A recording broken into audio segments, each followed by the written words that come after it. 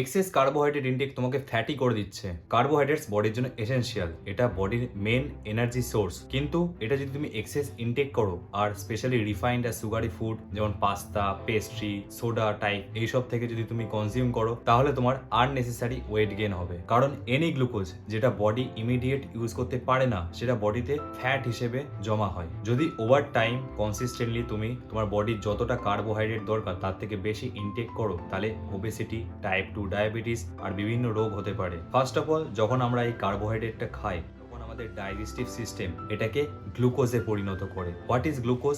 Glucose হচ্ছে একটা simple sugar, যেটা আমাদের বডির মেন ফিউল। আর এই গ্লুকোজের সোর্স কি? কার্বোহাইড্রেট। কার্বোহাইড্রেট কি?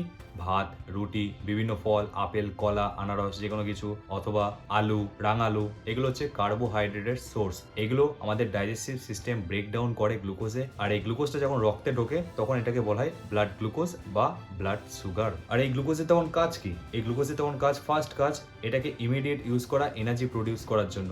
সেকেন্ড কাজ, যখন এক্সেস গ্লুকোজ থেকে যায়, সেটাকে গ্লাইকোজেন স্টোরেজে পরিণত করা। আর থার্ড কাজ, যখন গ্লাইকোজেন স্টোরেজে ফুল ফিল আপ হয়ে যায়, তখন এটা ফ্যাটে পরিণত হয়। আর এই যে গ্লুকোজটা যে গ্লাইকোজেন স্টোরেজে পরিণত হচ্ছে, এই গ্লাইকোজেনটা কি? What is glycogen? ধরো এটা হচ্ছে গ্লুকোজ, এটা ক্যাশ ইন হ্যান্ড, এটা আমার হাতে রয়েছে, এটা আমি এখনই খরচা করতে পারবো। সেকেন্ড, এইটা হচ্ছে গ্লাইকোজেন স্টোরেজ, কিছু টাকা আমি এতেও রেখে দিয়েছি, যেটা আমি স্টোর করে রেখে দিলাম। মানে এই গ্লুকোজটা আমার ইমিডিয়েট খরচা হয়ে গেল। আমার যদি আবার এনার্জি দরকার হয়, তখন আমি গ্লাইকোজেন স্টোরেজ থেকে গ্লুকোজ নিয়ে এনার্জি প্রডিউস করতে পারবে আমার বডি। আর এই গ্লাইকোজেন স্টোরেজ আমাদের বডিতে হচ্ছে লিভার আর মাসেল। লিভারে 80 থেকে 100 গ্রাম গ্লুকোজ স্টোরেজ হয়, আর মাসেলে 300 থেকে 500 গ্রাম গ্লুকোজ স্টোরেজ হয়।